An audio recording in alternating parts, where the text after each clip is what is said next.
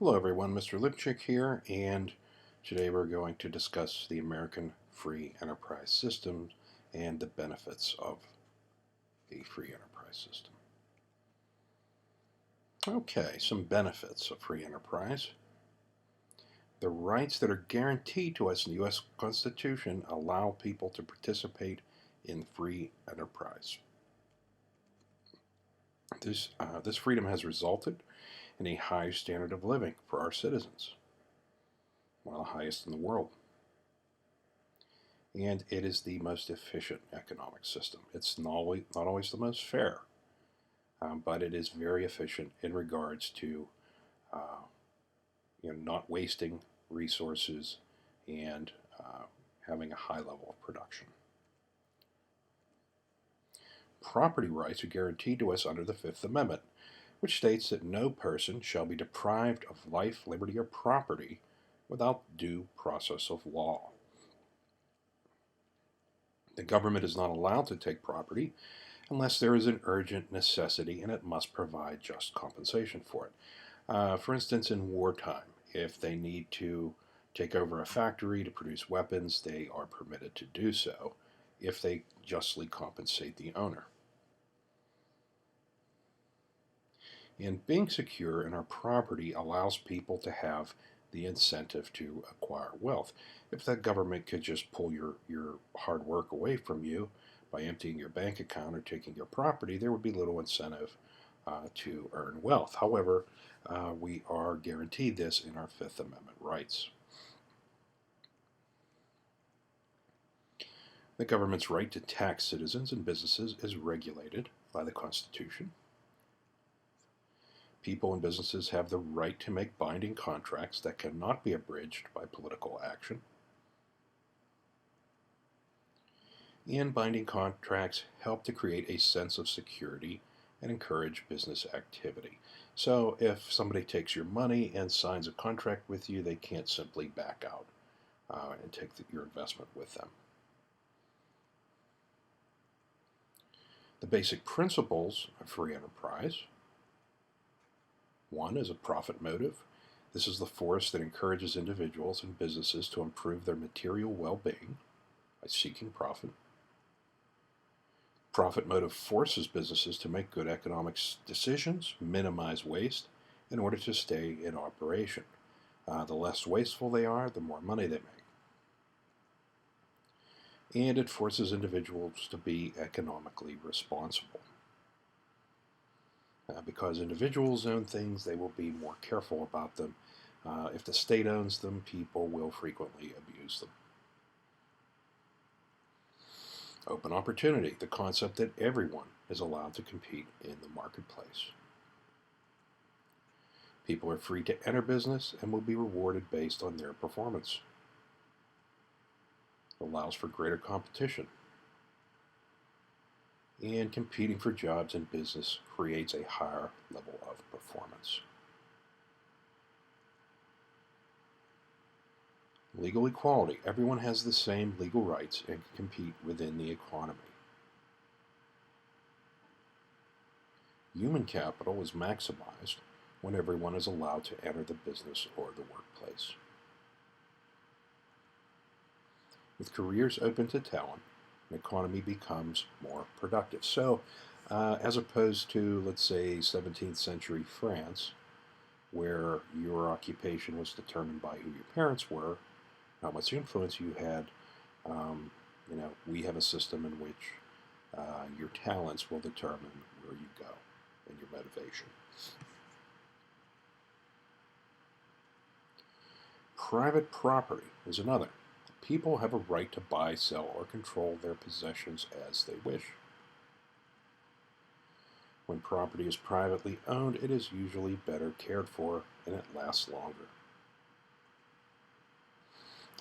If it belongs to no one, or to everyone, it belongs to no one. This is known as the tragedy of the commons.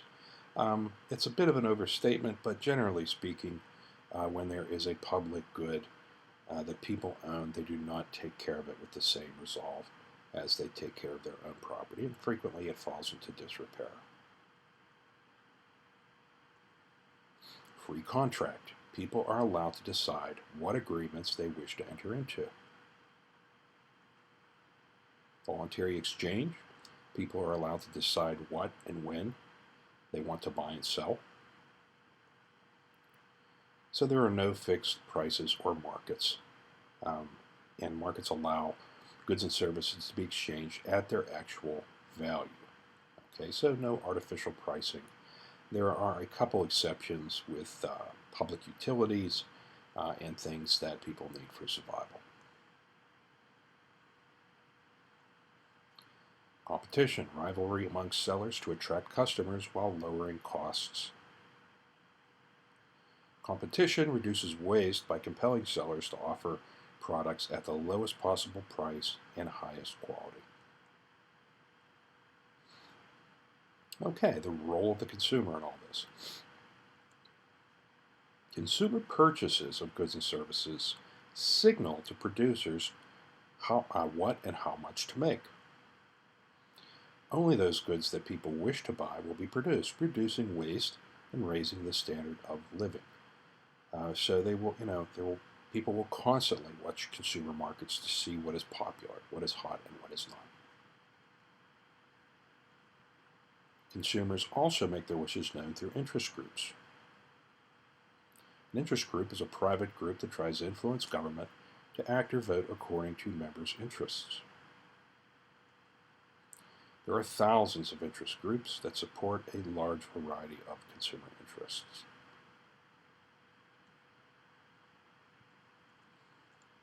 The role of government. Most Americans expect the government to protect us as consumers.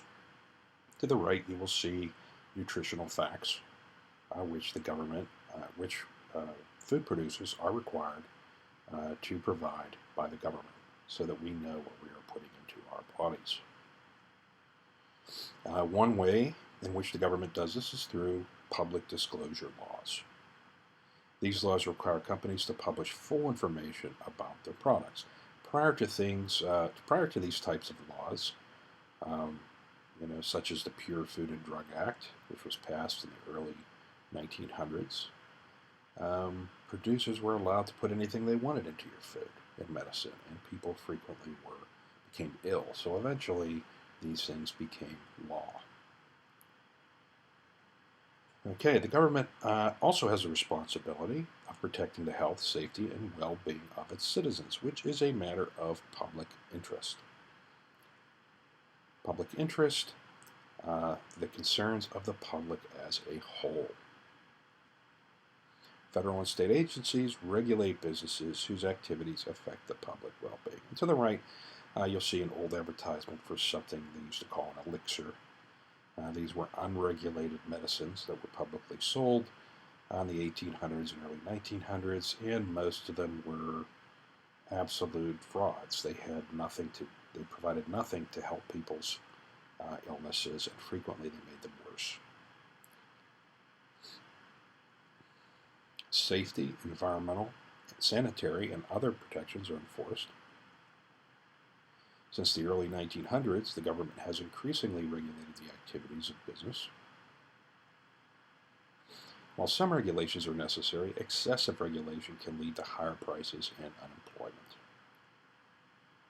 Some economists believe that this happened in the 1960s and 70s. A great deal of deregulation took place in reaction to this in the 1980s and 90s. Okay, safety nets. Because wealth is spread unevenly in a free market economy, some people live below the poverty threshold. Poverty threshold is the income level below that needed to support families or households. One way in which government deals with poverty is through welfare, direct transfer payments.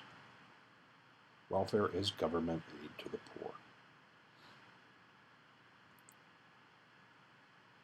Government tries to redistribute the wealth through cash transfers or direct payments to the poor, retired, or disabled.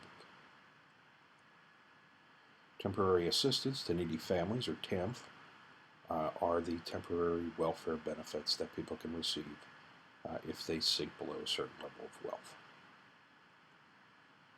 Social Security, first to old age and disability benefits, and unemployment insurance is available if you lose your job for a certain number of weeks, and workers' compensation, state funds for workers injured on the job. It has been found that workers' compensation is a good law to have for a state in that it reduces the number of lawsuits because workers with a serious injury but not serious enough to permanently disable them can get some compensation without going through the courts.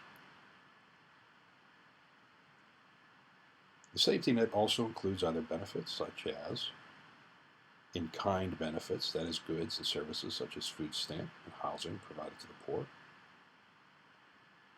Medical benefits.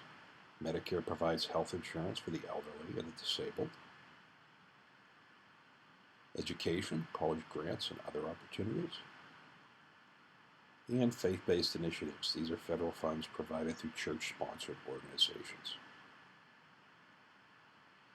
Okay, that concludes our discussion of the American Free Enterprise System. Thank you for viewing, and I look forward to seeing you in the live lesson. Have a great day.